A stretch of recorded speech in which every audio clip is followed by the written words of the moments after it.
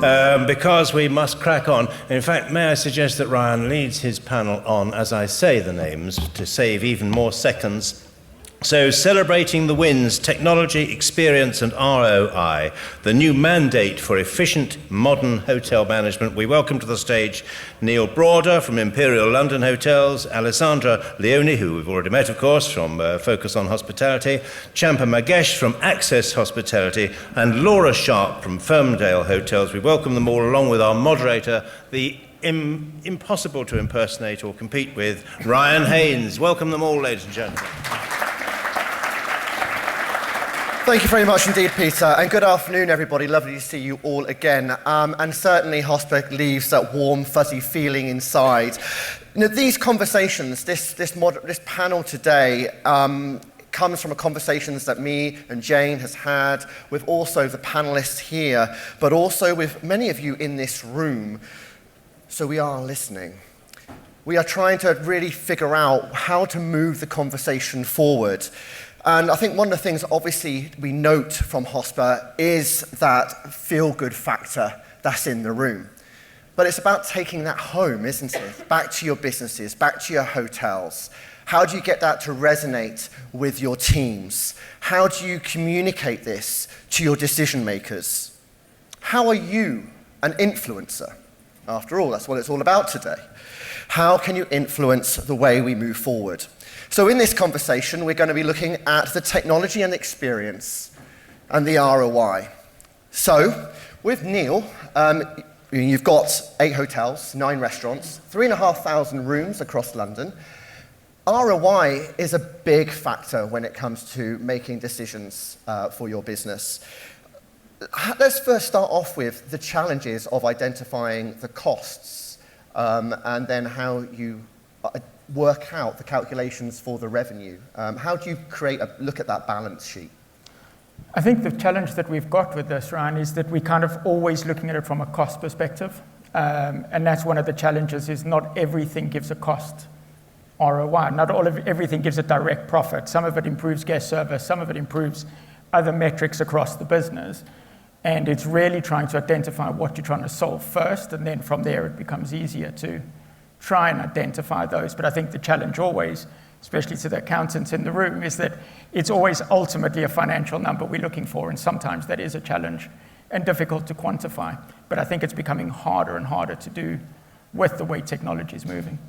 I mean, investment within hotels, it's so fast, whether it's a piece of technology or whether you're looking at staff or whether you're looking at renovation.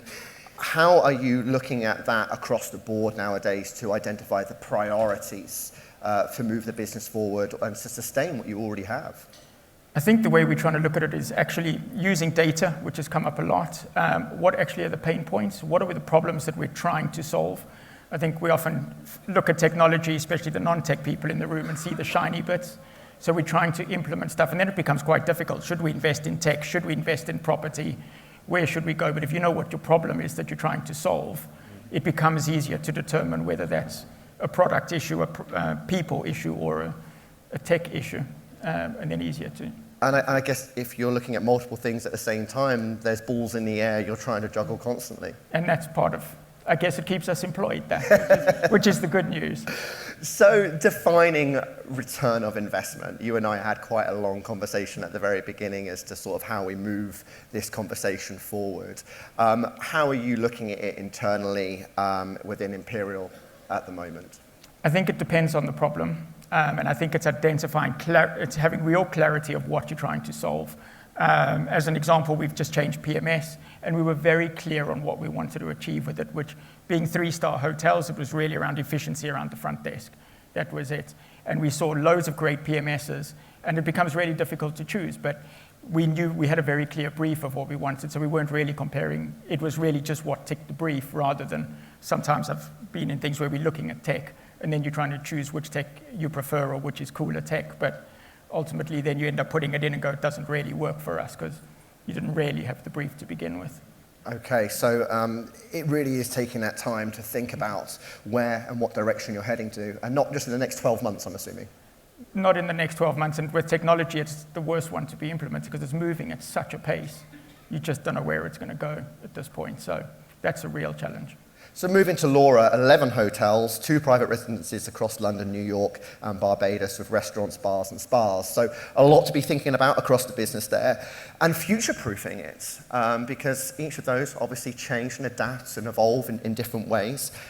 How do you think about that future-proofing aspect of the business?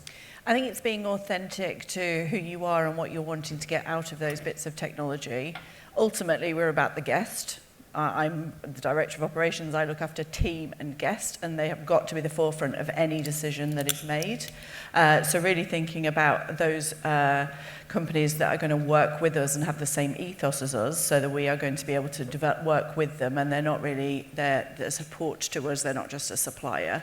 And really thinking how we can develop and grow. And I think sometimes getting in right at the start and saying, this is what we want to do.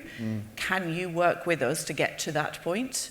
Rather than just taking something off the shelf where I've got to change our the way we work to fit in with a system. Ultimately, we're quite low tech. We don't jump on, there's so much technology.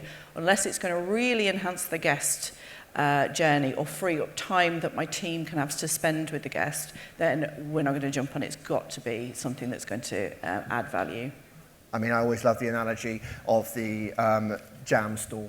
You know, you give 3 choices and you sell, you give 20 choices and suddenly you put the customer in a situation where they just can't make that decision.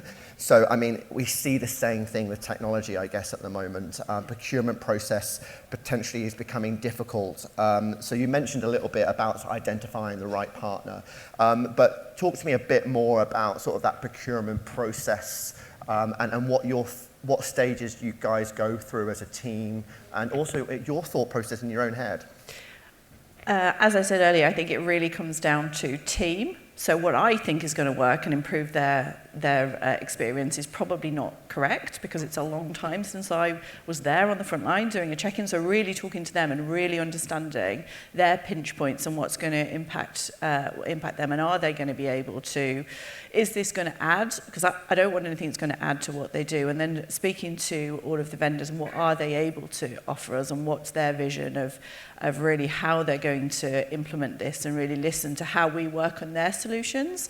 I've had a few where I've had demos and sounds great, but ultimately it's not going to, I'm going to have to change how we operate massively to fit into this. We also, you know, we're boutique hotels. I want to be as guest focused as possible, but we have other parts of the business too, and it's got to be adaptable to work with those things as well. So we have a laundry.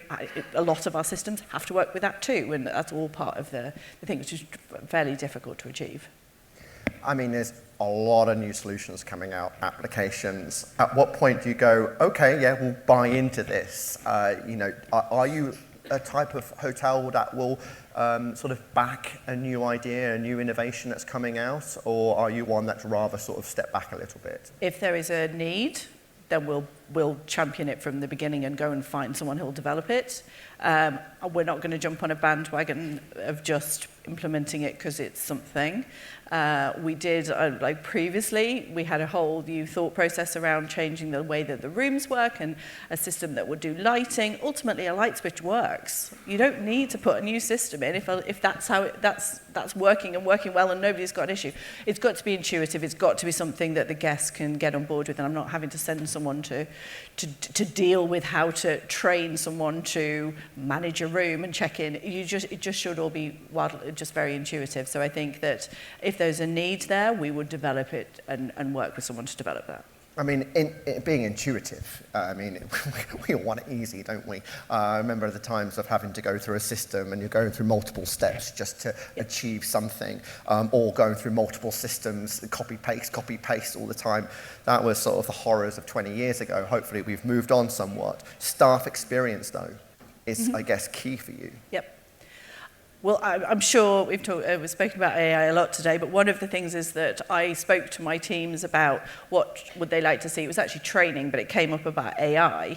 All immediately, no, don't want any AI. It's going to take our jobs. No, we were absolutely fine as we are. And then when we started to talk about it a little bit around, Well, it would mean that you wouldn't have to do commission checks, or you wouldn't have to do the stuff that they really do absolutely on board. When is it coming? I'm in. So I think there's a bit around understanding what we can do and listening to them and what they would like to see. And not everything is going to be the same for every part of the business. So I think for parts of the business, some people would like learning is one of them, but so the tech that we've got for training, some people want it in one way, some people want it another. There is not going to be a one-size-fits-all, and it's understanding how do we balance that, and how can we understand whether it's guest or whether it's the team, what they are looking for. Yes, fascinating. I mean, I was having a conversation yesterday with one of the senior managers in Europe from Radisson Hotels, and they were launching a load of new products, and it was that constant training, and then staff sort of losing the plot all of a sudden, going, oh, I can't keep up with this, and then they move one step forward, 5 steps back. Is this something you're always conscious of, Neil, within Imperial and your teams, and how they can sort of grasp and adopt what you're implementing?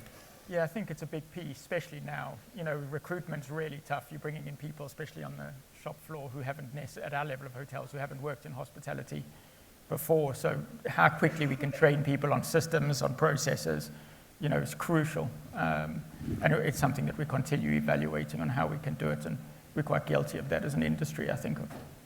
What? Not necessarily training people enough. Or people come into day one, loads of training, and then never see it again. But they've got all the questions 3 months later and no training to be seen. So I think that's a key part of success of implementing a system and actually getting an ROI out of it. I guess it harks back to perhaps pre-pandemic, where job adverts used to say needs to be first in this particular PMS in order to take on the role. And as you say, having intuitive technology allows you to then be able to branch out from that pool of talent. Coming to Champa, I mean, data, as Neil mentioned, is so integral to defining that strategy. How is that, what is data currently painting a picture of for hospitality professionals today? Yeah, that's great. I mean, for everyone who's attending the conference, you'll see a QR code on the brochure. It's a link to a survey that we ran. And the survey is very interesting because we surveyed 8,000 consumers across multiple markets, so UK, Ireland, DAC, Australia, as well as some emerging markets like India and Indonesia. And we also then surveyed 1,000 hospitality operators across those exact same markets. So we wanted to get both sides of the equation in terms of what guest expectations are versus what operators are experiencing.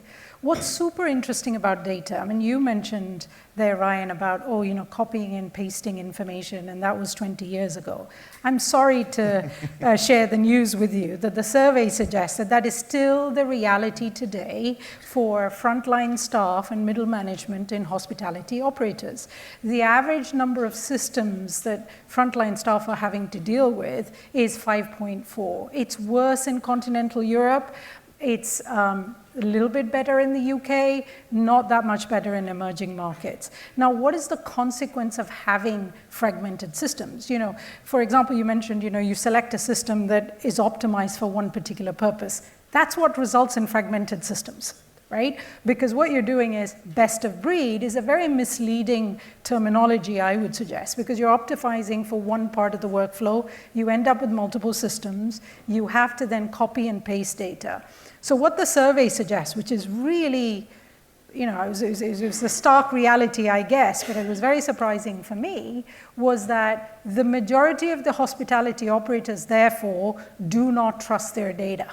And yet everybody will tell you we're very data-driven, data is very important, but we don't trust our data. Why? Because they know there's so much of manual noise, copying and pasting of the data, that you end up not being able to trust your data. You can't even reconcile the data between your own systems, let alone then try and link it back to data that you might be getting from external third-party booking systems. And in hospitality anyway, it's a fragmented ecosystem because you do have third-party systems, booking systems, external channels, your own booking engines, etc. So given it's already a fragmented ecosystem and there are fragmented systems that hospitality operators are dealing with, there's a lot of noise in the data. The consequence of this is we're estimating there's about 36 working days that are being wasted in the process of staff logging in, logging out of systems, copying and pasting systems, manual processes that adds no value, does not in any way add to job satisfaction for staff who are difficult to attract and retain in the first place, adds no value to the guest experience, and worse still, adds noise and inaccuracies into your own data. So hospitality operators are paying the price, literally paying to make their data worse, thanks to system fragmentation, right? There's a lot of talk of AI, and obviously, being a tech company, we support 120,000 operators across hotels as well as food and beverage globally. I am obviously drinking the Kool-Aid of AI, right? But I'd be lying if I told you that AI is a silver bullet. If your data is not organized, if you do not have confidence in your data, forget about investing in AI. Because all you're going to get is garbage in, garbage out. Those facts of tech remain true, AI or no AI. Perhaps with AI, you'll get some hallucination thrown in for free because your data isn't organized, right? So the basics are super important. And therefore, I would suggest that hospitality operators need to consider perhaps looking at, instead of optimizing for certain parts of the workflow and bringing in multiple systems, how do you get an integrated system in place? Because that then helps you organize your data that builds the foundation for AI capabilities. Now, what's very interesting that once you have that sorted and you can roll out AI capabilities, which is a reality today, we are rolling out AI-enabled platform Evo, you end up not even needing intuitive tech because it becomes conversational tech. You move away from having to think about workflows. Your staff doesn't have to be trained on workflows. Your staff could go into the system and say, I need to make a reservation and change the table to do this, and the AI knows what the steps in the workflow are to be able to do it, provided your underlying data foundation is solid. And that comes from integrated systems. So solving that data equation first, and certainly many conversations I've had with hoteliers. I was just in Madeira with Porto Bay Hotels, and they're able to move so fast, ready to expand and scale their brand across more properties because they put that data piece in. They focused on that for a couple of years. Talk about the system management side, having that integration, making sure that the data is available and accessible. But how can, as we mentioned, procurement, so many suppliers on the market. How can suppliers give confidence to hoteliers that they're the one, that they can deliver that ROI? And how do you help define that ROI for the business? Yeah, so that's an excellent question. And, obviously, that's something we're doing, especially as we roll out our Evo platform. I think ultimately it's about partnership, right? It's about how do we ensure that we can demonstrate that we're not just going to be solving your problems of today, and we're not just understanding of your guest expectations of today, but also able to future-proof the business to the extent that you can in technology, right? Because technology is moving at such a pace, right? The future is 2 days from today, not a year from today, right? So it's a question of how do we demonstrate that not only do we have a solution that works today, but we have a living roadmap, something that is constantly catering for this. Because guest expectations, again, in the survey, you'll notice there's a huge gap between how quickly consumers have adopted technology and understood intuitively how AI helps them versus operators. So 57% of guests are saying technology is absolutely amazing and helps me streamline my guest experience. 32% of operators are saying technology helps me streamline the guest experience. So there's a clear divide in the way that guests are embracing technology. So do you have a supplier who understands guests? Do you have a supplier who has scale and reach and has the ability to be able to deal with vast quantities of data? Because it's way beyond integration. Integration is just two systems talking to each other, right? And swapping data. It's the equivalent of, I don't have to manually copy paste now. The system copy paste for me. But that again is just dumb data being passed between system to system. You need an integrated system where there's interoperability between the systems so that the two systems are working together to deliver that workflow for the guest, and you can deploy AI over it. So does your supplier understand that, or do they have plans to be able to roll that out across their platform? These are the questions to ask now, and that may mean, full disclosure, that you might need to go, you know what, I'm going to compromise in this part of my process so that I can raise the average of being able to have an integrated, seamless platform and seamless data across my business. I'm going to come to Alessandra now. Because I think that when we look through all these aspects that Laura, Neil, and Champa have already explained so far, future-proofing the business, these systems from the property management system to the data, what's been fascinating through our conversation is that actually there's a layer underneath all of that that goes beyond this hotel tech stack that we all keep talking about. What is the best approach then to this digital transformation, having gone through it yourself multiple times with Resident and now here at Focus on Hospitality? Well, that's really something that we work on in understanding. Obviously, with my background and work in hotels for many, many years and having had all these challenges that Neil and Laura and Champa from a tech perspective have expressed. And there is agreement, We are looking and directing many of our conversation around what is your strategy, what do you want to achieve? It's not just a matter of swapping the system in trying to find the unicorn that will solve the problems that we are facing, whether it is data, whether it's meeting guest expectation and surpassing those expectations, as well as the recruitment challenges that we're having, because technology will not replace people, but it's becoming more and more difficult to attract new talents into our sector and training them and putting them in front of this new generation of a very fragmented ecosystem of technology that does not really integrate, does not use modern tech that is available, that they are digesting on the daily basis as consumers, as guests, and they're used to it, and they want to bring this technology across whilst they stay with us, but also when they work in the sector. So, and it is true, when I'm asking the question now, what's your strategy? What are you trying to achieve? What technology are you looking for and how technology can support you? In many cases, unfortunately, we need a new system. But why do you need it? Can you not integrate what you're currently using? And granted, there is a lot of legacy systems still in place. They're not adopted and they're not conducive to implementing new processes and accessing all the data that we do have. We've been collecting it for years, but can it be trusted? Can it be used? Because in the copying and pasting across, we have lost some of that integrity. So my suggestion is define your strategy, what's your brand, what you want to deliver to your guests, as well as how you want to empower your teams to use the technology that you have or you want to have to better support the guest journey and the guest experience in a way that then by changing your tech stack, you are able to achieve on the functionality and deliver those functionality that your new PMS, your new CRM, your new booking system are promising you to deliver. So do you have the right infrastructure and the right technology that allows your hotel tech system to support what you want to define? I mean, I've covered a lot over the years in my podcast.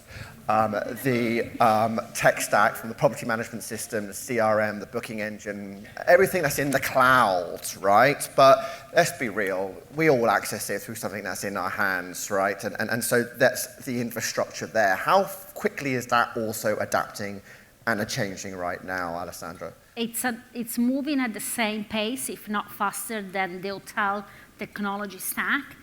But do you have it? Are you keeping up with it into your buildings and into how you need to then use your technology? I was speaking with a hotelier the other day, and they got what, in my opinion, is a great revenue management system. While we implement is really, really slow, and then we took over a heat map or the signal, and it was like, excuse my French, very crappy. And I'm like, well, it's a powerful system, it's an amazing system, but it's not running as fast as you need it to run because your connectivity through the building is shockingly low. So it's just as equally as important as your guest accessing the Wi-Fi to prevent complaints, etc., that your back of house had the connectivity and have the integration to allow the copy and paste and the multiple logins across multiple platforms. And the essential technology can support that journey. And we have helped hoteliers and hotels integrate that check-in across multiple platform. Every modern platform now allows for single sign-on. So simply that process has saved some of the hotel team members 50 minutes a week where they are not logging in into multiple platforms. So it coexists, it supports it, it underpins it, and it makes all the hotel technology able to produce at the level of functionality that they promise to deliver if you buy a new PMS, any new technology system. So it exists, it's there, but is greatly, I believe, underestimated and undervalued. And like you said, a lot of platforms now are cloud-based. They don't need the big comms room and on-premise infrastructure. However, there is the security issue that is coming more and more looming and keeping hoteliers awake at night, because it's easily accessible for anywhere, and that's what we want, our teams to be mobile and run through the buildings as needed and follow the guests through.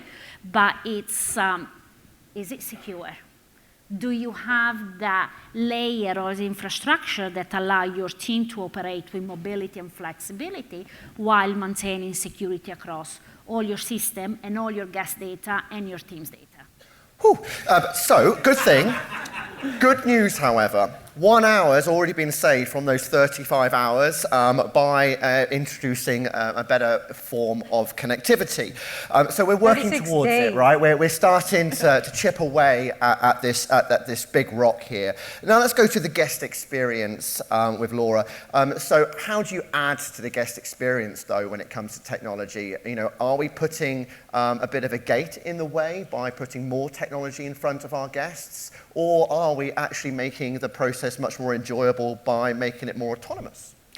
I think it's understanding the guest and what their expectation is. That's changed massively. Most things are done online on the phone. They're used to doing it themselves. They're used to having everything available now, and we need to facilitate that and allow that to happen without taking away from the personal interaction with the team member. Ultimately, that's what we're about. We're about hospitality. We're about the guest interaction, the experience, but we need to balance that with having, you know, if I just want to check in and I don't really want to talk to anyone, that's also possible too. And I think that it isn't one size fits all. It is finding the right balance for that. But most people are used to, you know, if they have got amazing setup at home for TV and all of their applications, when they go in a hotel room, they want the same thing. And they want it to be as seamless as it would be at home, and it's finding that balance between the two, which can be difficult. I mean, I was at another conference last week, sorry, Jane, and you could always throw a debate out there, self-service kiosks or not, and just, you know, let the pack attack and see what would happen. It is fascinating how there's such different views. But Neil, when it comes to actually developing a business case, I mean, this is essential, right? We've talked about the data, we've talked about the integration, you've talked about the infrastructure, the staff experience, the guest experience. What are the key factors to a value-based business case that really makes, really influences and is recognized by the other key stakeholders? I think it comes back to really having clarity on what you want to achieve, because that way you know exactly what you're measuring, how you can measure that. I think ultimately, as Laura's touched on, we're a people-facing business.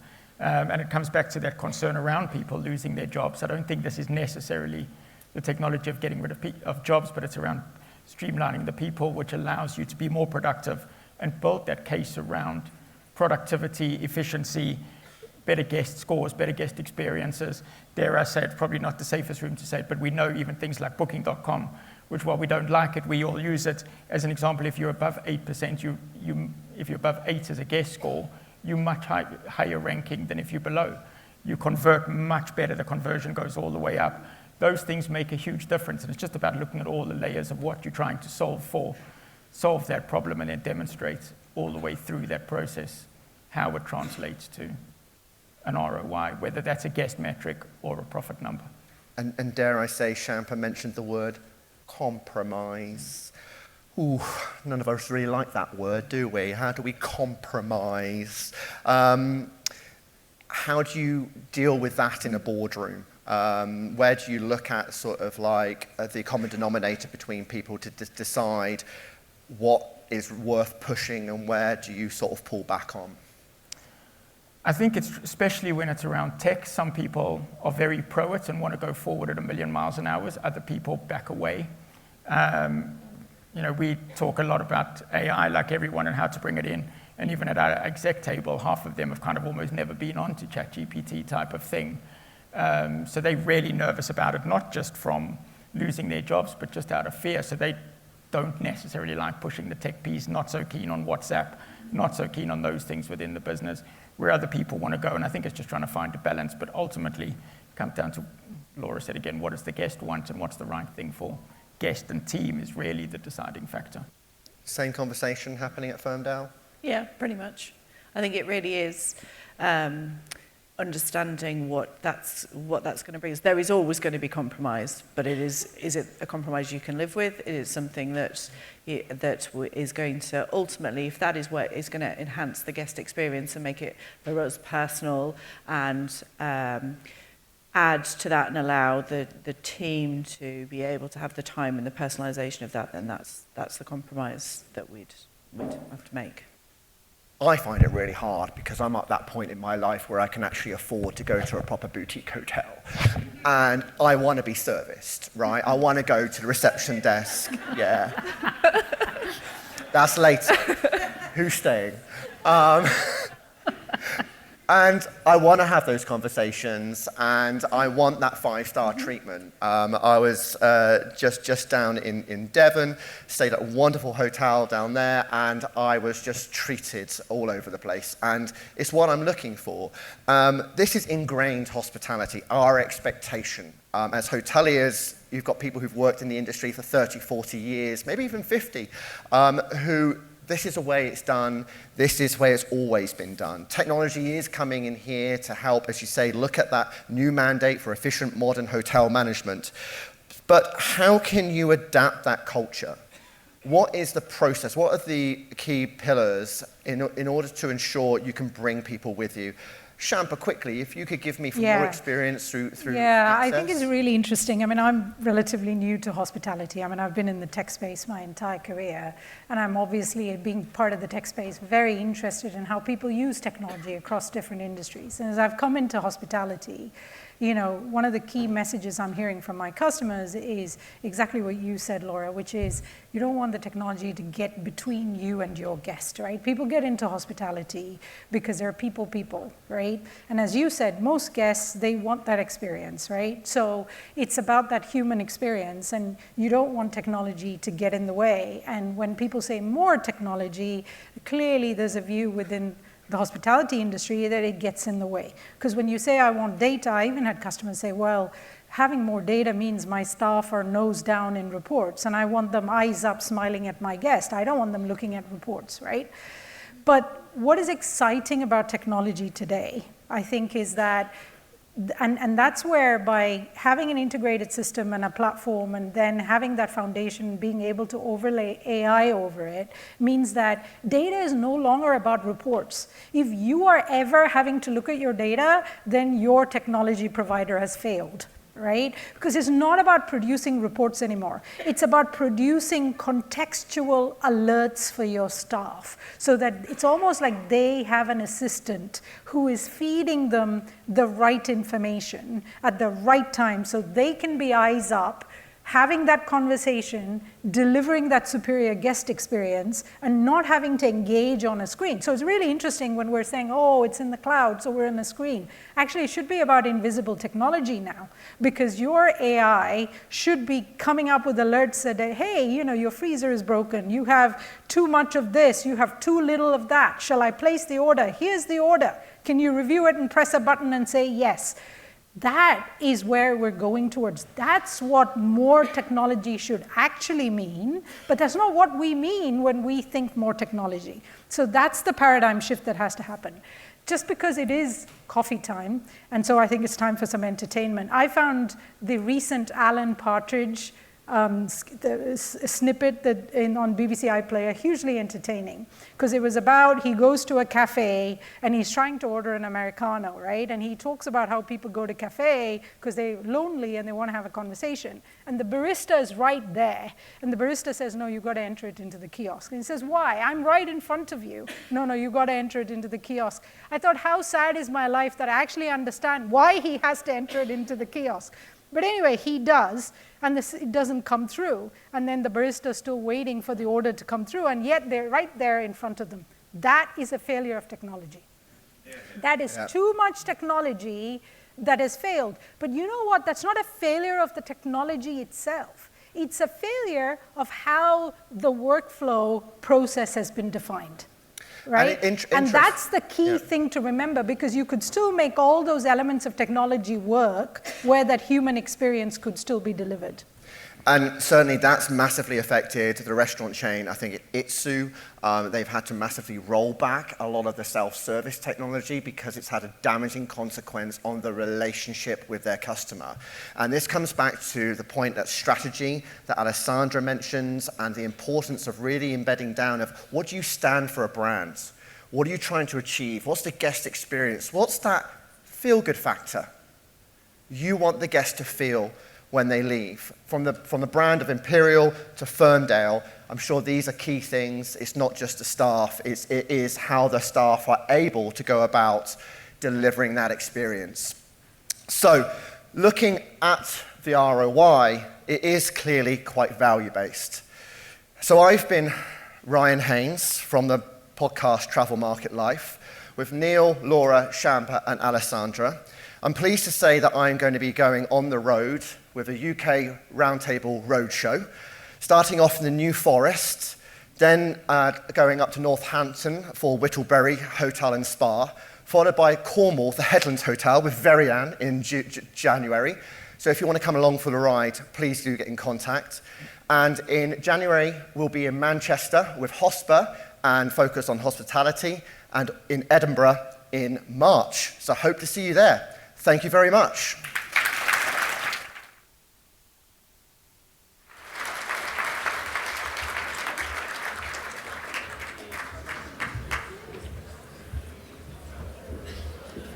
Fantastic.